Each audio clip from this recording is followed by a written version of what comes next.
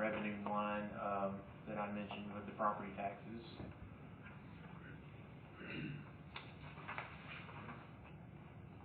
Do y'all have any questions about debt service fund? We'll move up to cemetery fund. Kevin can come back up. Talk about cemetery fund. Yeah, really the only difference is I think decreased contractual services because we increased it a lot the previous year because we had a lot of people dying and we have less people dying now. So I guess we just decreased that a little bit. And then the repair and maintenance facilities, we pay for wage out of that, and that went up by a little bit, so that was the only increase for that. So. Any questions? How much space we got left in that cemetery? Quite a lot. We just have a brand new section, so I can look it up on the software we have, but I think it's over 1,000 spots we have left. Plus all the we plan on putting 6 columbariums there, so quite a lot too. So. Okay. Dental care fund. Who wants that one? So the dental care fund is the fund that we use to pay, obviously, for dental care for our employees. We are self-funded for dental care. The 200 line is actually what we pay for the fees directly to Delta Dental to administer that, and the 826 line is what we pay out for claims every year, which we pay on a weekly basis. Our claims are fairly consistent on how much we pay, but it's really hard to estimate how much people are going to need dental work over a 12-month period. So Jason and I do the best we can to keep that funded well and viable from 1 year to the next. Okay. Sanitation. Isaiah's. We met all of our operating revenue percent. Our 30% goal we hit was 33.9%. That's so we can have the building in there. Let me find my sheet here. Okay. Apologize.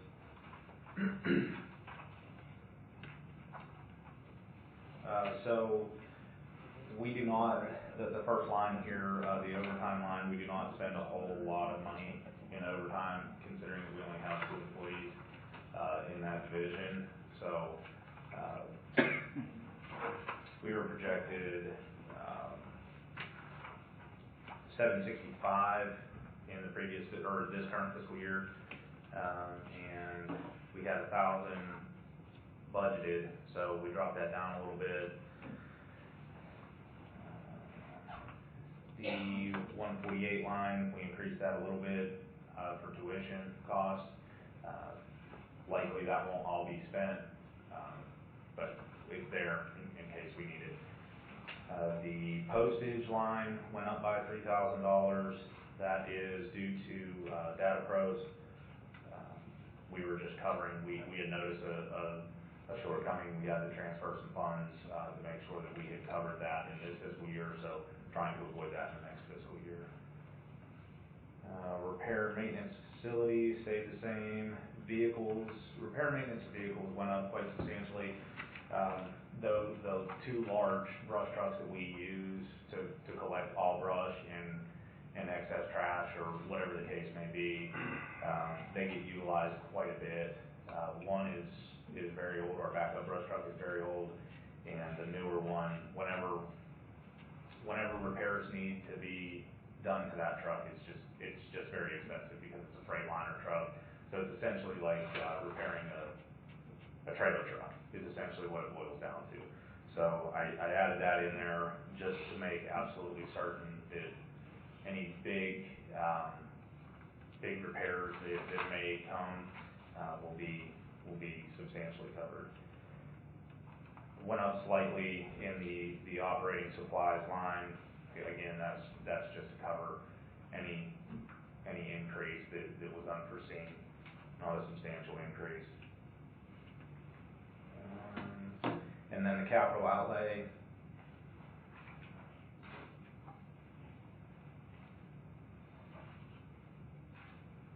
I think it's on the front page here. Yeah, sorry. Thought it was on the back page. the capital outlay here is a lift gate for the litter collection truck, and the back gate motorized operator. That's just to help us be able to get in and out, to access different parts of the city. And the lift gate for the collection truck is in case we have to go out and pick up, an overfull trash cart or something like that, or a big piece of carcass. Yeah, or a deer carcass, unfortunately, yeah. Just so that way that's more for the safety of the employees, so that they're not lifting on anything too heavy, that they can drag it onto the lift gate, and the lift gate works automatically off the truck, hit a button, raises it up, and then you can just slide it into the bed. Any questions? That's all I had on that. That was, coming up here with wastewater, and obviously wastewater is always a large budget, sometimes as large as the general fund, but it's, we hit our 30% goal, so we're confident of that, and I'll let him kind of go over the details. I will preface this with, we actually have a net decrease in our overall operating budget for wastewater altogether. I'll begin with the collections budget. We do operate off of a collections system budget and a treatment plant budget. The overtime line, we did have an increase of that you'll see by about $9,000. A good chunk of that is compensating for the compensation study. We've also had some increased overtime needs, particularly this past weekend with all the flooding, working overtime, trying to get our systems restored to full functionality. We are probably going to come up very close to our overtime projections for this year, so I did increase it slightly because our need is going up, in addition to the salaries going up as well. On the on the employee and education training, we do show a $6,000 increase in that. I have one employee who is looking to take advantage of the tuition assistance program. He's wanting to return to college to finish his associate's degree. It would take him a year to a year and a half to do so. So we did budget $6,000 for that fiscal year to cover that cost. On our contractual services, this is a very large line item. It encompasses several dozen different contractual services that we have set up. Overall, it was a $3,500 increase in that line, which is only about 1% of the overall operating line itself. On the postage box and rent, as Isaiah had mentioned, we have seen some overages this year. I don't know if it's a combination. We definitely have a lot more customers that we've added. I imagine our rates have also gone up on that. So this was adjusted by about $4,200 to account for all the additional costs that we've seen on that, as well as projecting seeing additional customers coming online next year. Most of that postage cost comes out of my office. It's utility billing, and the cost of stamps keep going up, and plus adding customers, that adds another envelope. But to be fair, that's comes from our office. That doesn't come from them. Line item 142, your hospital and health insurance, it decreased almost 50%. Is that accurate? Went from projected at 214,000 to 101,000. What's that? I would have to double check that number. I honestly don't remember that specifically, but I can double check that number and make sure that it's correct. It should not have decreased that much, to be honest, unless I did a typo and it should have been 201 or 301. So I'll have to double check on that. So I appreciate you catching that. Do we encourage these people to go green, get emails on their bills instead of us mailing them? Yes. Yeah, but it's going to be hard to get people to. But you still don't. People just don't want it. Mm-hmm. They want the mail. They want both. Honestly, is what they want. Yeah, I do too. To be fair, I do as well. Post office is probably going to lose it. So I pay everything online. I don't write a check for anything. Yeah. We do encourage it though, and we get a lot of people that sign up for emails, but then again, they still want their mail. So They do it if we offer them an incentive. the bank charges for paper statements. I don't know if that's something that we need to look at. If you're going to want a paper statement, we're going to charge for it. yeah. I mean, if it's Everybody charges 60 a lot more something, than it's that. 60 cents for a stamp now. I mean, if it gets to $1, I mean, maybe we do have to start looking at doing something like that. We got to start with the paper, the stamp, the envelope, the time. The time. Well, we contract that out too, so that's printing. I wasn't saying charge for it, I'm saying offer an incentive like a decrease, like that's what you typically happen. So like AT&T, I get a, if I don't get the bill in the mail, I get Yeah, but a that's $5 for-profit credit. stuff. Well, I understand, I'm just saying, like, if we offered some kind of incentive for you to pay your bill automatically and go green, it would make sense. Yeah, we really encourage people to sign up for auto draft. But you can't do it online. Yeah, because it costs money. Right, but I can't go online and pay my bill that way. I have to, like, you can't set up auto draft on our system. Why? Because it costs money, because it costs convenient. We have $90,000 a year in credit card fees, and if we did that and people signed up for that, we'd probably be looking at probably $130,000 a year in credit card fees. Because we cut that out to try to save money on that cost there, because we offer auto draft for free. It doesn't cost us anything. Then let me set up an auto draft online. It's the same difference than It's not ACH. the same. It's not the same, because the bank doesn't charge us to do it. Right, the That's bank doesn't charge me an ACH fee, so why can't I go online and set it up that way? Because the online system charges us. No, the online system that we utilize the web service through. Yes. Yes. But you're already paying that. No, we don't pay that. If they don't use it, we don't pay it. Okay. I like both. Okay. Mel's gonna lose, they're gonna post it anyway. We need to modernize things. All right, Travis. Okay. Showing no increase on our advertising line. We've had sufficient dollars the last several years to cover our needs in that, so I didn't show any increase to that. Same with electric. We've increased electric, I think only one time since I've been here. I did it when we had a number of lift stations and projects that were planned, so we actually basically planned 2 to 3 years ahead on our anticipating our electric needs, because it's dependent on the developers' timelines when they complete these stations as to when we take over the utilities for them. So basically, when a project comes online, I reference our electric bill to make sure that we're going to have contingency dollars in that, and so far that line has been sufficiently funded by a pretty wide margin, so I've not seen fit to increase that one. The water bill, I'm not increasing that one. Gas, we don't have any gas charges affiliated with collections. Phone, fax, and internet, you'll see it went from 0 to $15,500. The reason for that is we used to have 3 wastewater budgets. There was the collections budget, a treatment budget, and an admin budget. 2 or 3 years ago, we dissolved the admin budget and folded it into treatment and collections. And when we did that, basically each line item in its totality either went to one budget or the other. Phones got rolled completely into treatment, even though the vast majority of our expenses for phones come out of collections. We did end up going ahead and splitting it now with this coming budget. So that's all that is. It's not adding any additional expense, it's just moving it out of the treatment budget into the collections budget for the landline and for the cell services for that crew. Repair and maintenance facilities actually show a $30,000 decrease on that. Vast majority of that is actually some repairs that we were intending to make to our Wilkinson Lane lift station in this budget year. We were able to do a handful of those, but we were not able to do all of them due to some structural issues with piping inside the station. So we were not able to complete all of those repairs. And it is in the coming budget for this coming budget year to do the design and land acquisition for a complete replacement to that lift station. And in the following year, it is our intent to do the construction for that. So at this stage, because it's not physically possible any longer to complete the repairs that we wanted, and we're looking at doing a complete replacement of that station, those dollars came out of the repair and maintenance facilities line.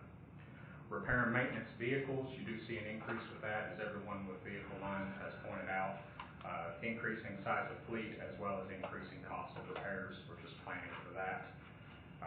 Same with repair and maintenance equipment, very large increase with that, predominantly because we have increased number of heavy equipment tools, light duty heavy equipment tools that we have, as well as increased number of lift stations that we're having to maintain. We're just putting some contingency dollars away for whatever surprise expenses do come up with that line item. Meals and entertainment, that did drop very slightly, $250 down. We were previously doing quarterly employee appreciation event and then one small annual event. That was something that the previous public services director had put in place. It was originally just a large annual celebration. We had put it to a vote with all of our crew members back in February, March, what their preference was. It was a very wide margin wanting to return to just the annual appreciation dinner. So that's what this reduction is just to reflect that. We had a very slight increase in small items of equipment that was mostly based off of anticipated needs as well as current year expenses. Not showing any increase on our operating supplies, showing a very, very small decrease on clothing and uniforms, and that was primarily because some expenses got moved again out of collection into treatment for that. No change on our inventory or in our oil and fuel lines. Capital outlay, we do show a $412,000 decrease, and that's because of the projects that we have planned with capital in this coming year compared to current year. As was discussed at the budget retreat, our Southern Force Main Phase 4 project that's currently underway right there at the intersection of Stage and 31W, that will be roughly a 50-50 split between this existing budget year and the coming budget year as far as expense and work on that. So we're showing the carryover costs associated with that. We're also showing complete installation of Phase 5 for the Southern Force Main, which should be the very final phase of it. It'll take it from the McCurdy-Cedar Brook intersection all the way to Tyree Springs. It'll be maybe 60% of that will be the 18-inch line, and the rest will be the 12-inch line. We're also showing the lift station replacement design and land acquisition for Wilkinson Lane. We do show, as was discussed at the budget retreat, as you were talking with Isaiah on road repairs, there is a development on 31W South near Colorado Grill, a little further south than them. They have to install a very long run of off-site force main, and that includes having to replace the existing discharge line that comes out of the Meadowlark lift station. There is no room anywhere on either side of the shoulder of that road to install a new utility line. So the only way to install a new line there would be to go under pavement, and the agreement that was reached with this developer several years ago when this project was first proposed was they were responsible for covering the installation costs of the force main, and in order for it to be financially feasible, the city would handle the cost of the road repairs associated with that.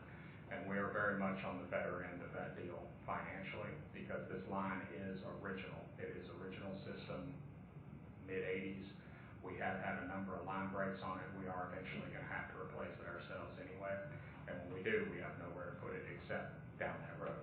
So having this basically shared cost with the developer on that and the lower cost of it being the road repairs. That's what that line item is. That's what that is. We've had it budgeted for the last 2 or 3 budget cycles, and it's just dependent on when the developer chooses to pursue this project. But they do now have state-approved plans for their gravity system, for their lift station, and for their off-site force main. So I do anticipate seeing some movement on that in the coming months. But the state has approved, I believe, all 3 of those because they designed each of them separately. The replacement vacuum pumps that you see listed here, those are, we run off the same type of vacuum pumps for both of our vacuum stations. You have to have 3 pumps at each station for the stations to function. We had transitioned shortly before I came on with the city about 5 years ago. We had replaced all 3 pumps at the Callista station, the older model. They're made by a company called Bush. We replaced them by a new model made by Mink, which is a subsidiary of Bush. The Mink pumps, 2 of the 3 have already failed catastrophically and irreparably, and we have had to retrofit back-end rebuilds of the old Bushes that we kept as spares in case a pump failed.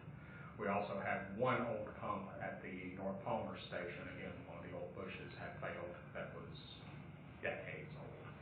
We've exhausted our supply of spare pumps, and given the track record with the 2 Minks of the 3 that already failed at Callista, we are eventually anticipating a failure on the 3rd as well.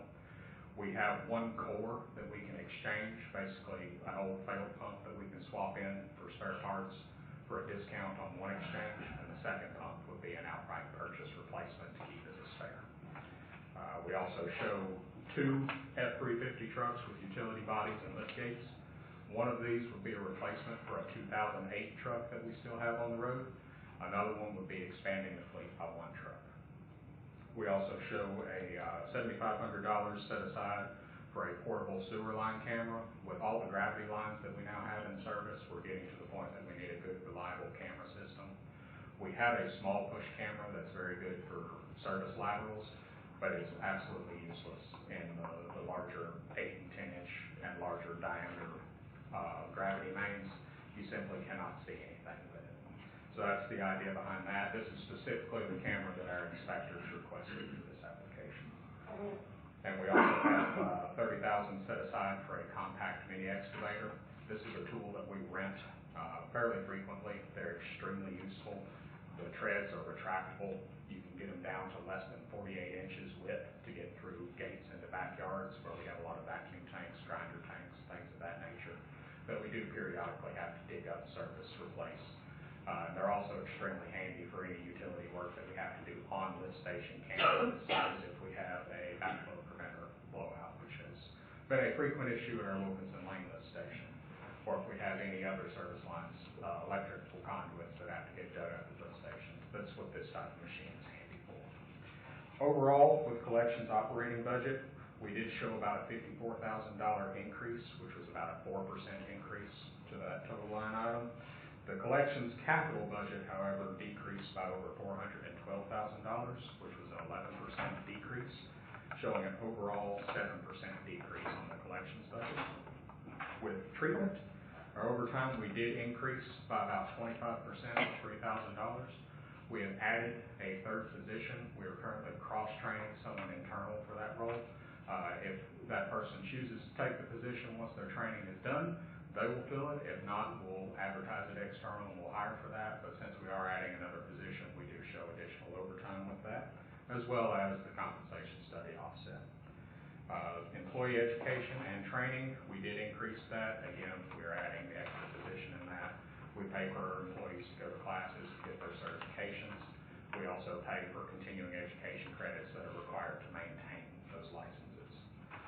Contractual services, we show a very large decrease on. That is primarily a result of the treatment plant contractual services that we have set up with Jacobs Engineering on that.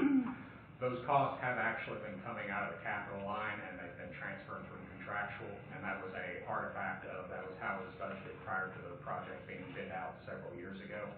We did roll all those remaining expenditures that we expect with Jacobs into the capital for treatment to finish that project out. We're hoping in July of this year, but it won't happen by the end of June. So the large deduction that you see there, which was about 54% decrease in contractual, comes almost entirely. No changes on postage, membership, subscriptions, or advertising. No change on electric. We did budget, I think 2 years ago, a large increase in the electric budget for treatment in anticipation of all the extra moving parts with the treatment plant. Because of the additional delays that we've seen, we've not seen those electric costs hit us until really within the last month or so. We turned the first train of the plant on last Monday, right before the storms hit. And we disconnected the electrical meter for the old plant yesterday. So the electric budget did not get adjusted, nor did the water budget. We do show about a $2,500 increase, which is 50% increase on the gas line for treatment. We do have 2 new buildings that have several gas utilities in them associated with the new plant, so that's why we show a projected increase in that. We show a $15,500 decrease in phone, fax, and internet for treatment. Again, that's just the money that got moved to collections. It was a dollar for dollar change. There was no additional cost. There was no reduction in cost. It was just moved from one budget to another. We also show an $8,000 decrease in repair and maintenance facilities. That is offset by a $500 increase in vehicles and a $30,000 increase in repair and maintenance equipment. That $30,000 increase is largely attributed to additional spare parts that we're going to have to get now with all the new equipment for the plant. We now have a UV disinfection system where we previously did not have that. We have to have replacement bulbs. Several of the pumps that we have now with the plant are the same, so we're able to keep our spare parts inventory for that. But several other motors, gearboxes, things of that nature are not. So this is showing, picking up several additional spare parts for that. No increase on meals and entertainment with that. Showing a $1,200 decrease in small items of equipment. That's largely because we have budgeted in this calendar year to get several things that were anticipated as being needed for the new lab facilities. So it's showing some of that coming off. We show a $3,000 increase in operating supplies and a $2,600 increase in clothing and uniforms, and a $2,000 decrease in inventory supplies. Again, that's all largely adjusting for things that have been purchased this year versus things that we're anticipating needing for next year, spare parts inventory, consumable items. We no longer will need peracetic acid for our disinfection. That is offset by the fact that we now need a chemical called alum for phosphorus treatment with the new plant. So we are showing a change because of that. No change in our oil and fuel line. That only covers 2 vehicles and a generator, 2 generators for the plant. And then we show a $4,102,000 decrease in capital. We do have some lingering expense with the plant that will carry over into July, possibly August, though we're certainly hoping not associated with the plant. We are showing $180,000 for the pond bank project that was discussed. And then we're showing the split costs with public services on the front gate replacement as well as the front parking lot repaving. Overall, treatment operating budget dropped by 17%. Treatment capital budget dropped by 87%. And treatment total budget dropped by 76%. Wastewater as a whole, treatment and collections put together, we have a 5% decrease in operating. We have a 53% decrease in capital, and it's showing a 43% decrease overall compared to the current budget year.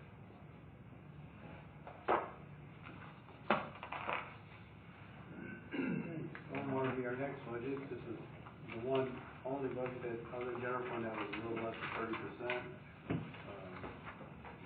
It's going to be, managed. Stormwater is going to be a full-time position. I do believe so, yes. Okay. In January. In January, okay, yeah, full-time. So again, I'll start off with the overtime. Again, we're expecting to be able to hire another employee, maintenance worker, and that's the reason for the increase in overtime.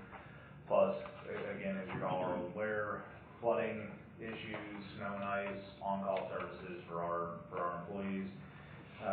The next line item that had a substantial, it's actually a decrease that I'd like to call attention to is the fact that it went from $30,500 ending this fiscal year in the 148 line to $11,000 in the employee training due to the fact, again, I brought up that we had CDL drivers that had gone to the school last year. We will not be doing that again. That was a one-time cost, so that money has now dropped off. Contractual services line, I have notes here from whenever we input our projections. We have ESRI license agreement, which is our GIS services license that we have to pay.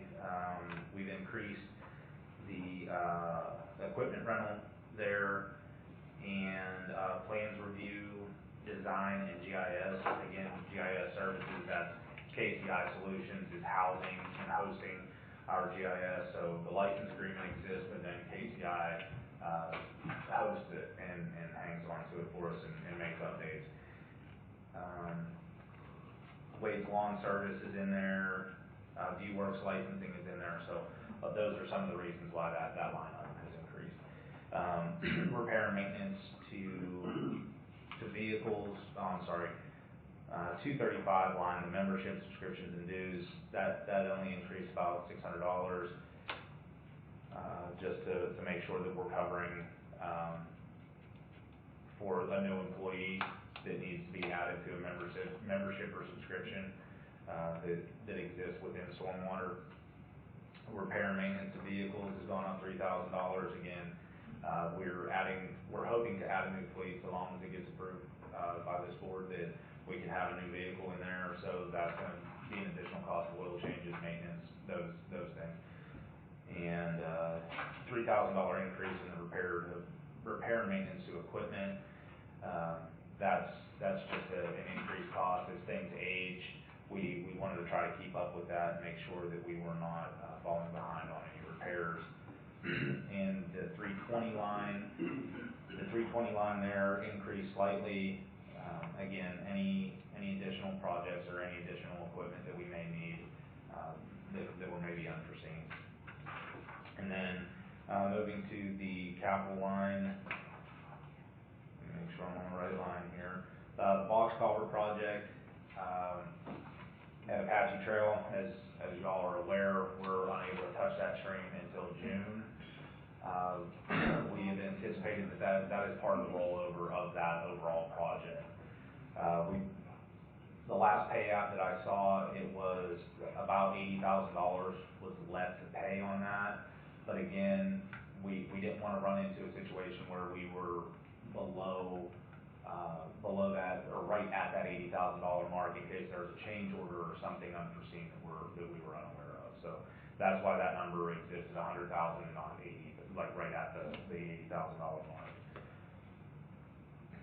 Land acquisition, that's something that I think we discussed during the budget retreat, $200,000 there in case we have to acquire land due to flooding or something of that nature. We haven't had to use it, but we may be doing that this year with our lake closed. Right. So that's just always in there as a reserve, just in case we have to have that. $75,000 for the crew utility truck, aging fleet, growing crew. We need another truck.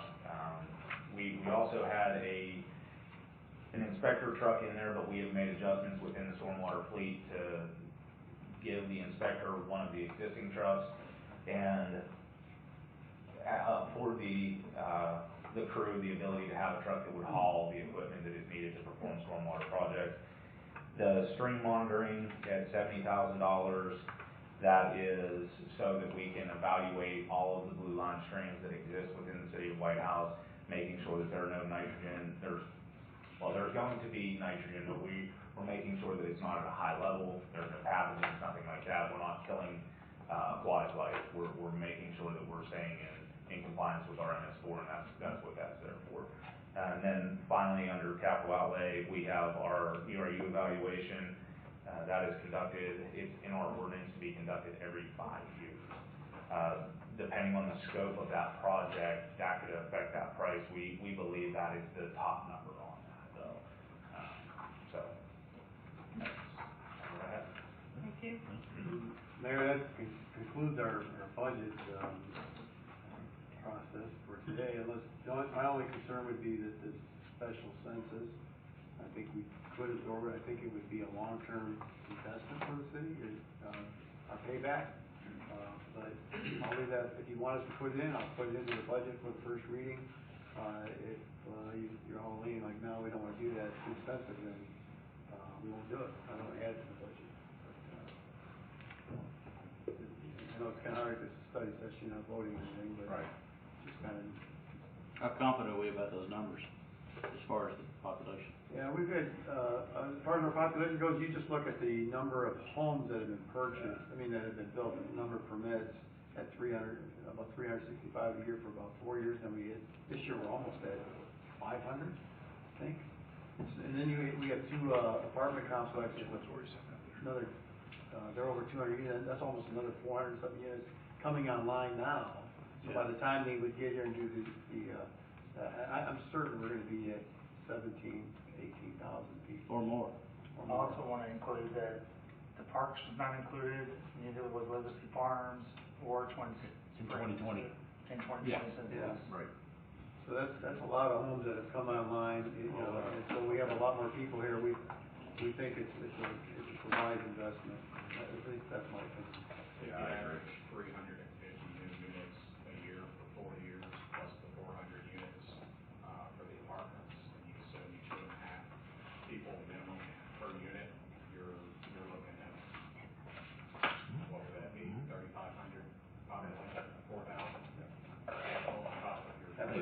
17,000 Yeah. people. I mean, I think it makes sense. It pays for itself in Okay. certainly 1 year, maybe even quicker. Yeah, and I think we'll be fine with our budget. As long as we can absorb Manage it, yeah. Okay. I guess the only risk is if we do the census, and I think some other cities have seen this, they had targeted, they thought, wow, we have this increase in population, and then when their numbers came back, they were low. And, that's a possibility, because people may not want to participate in the census. That is a struggle, Yeah. but, the other cities around us are taking a look They're at doing it. it too, yeah. Yeah, so, Hang on, they're gonna make sure. but at least we know now, I think we told us it's gonna be, what, 800,000, I think we were Yeah. told? That's what Intest told us, Yeah. Yeah. 800,000 to a million, Yep. that's what they told us. It's more reasonable with what we've seen, so. Anyways, that's all I have, man. All right. It's all yours. All right, any other questions? Adjourn.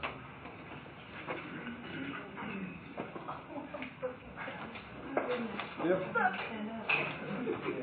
I know it's a long day. When are we gonna talk about? Oh, okay.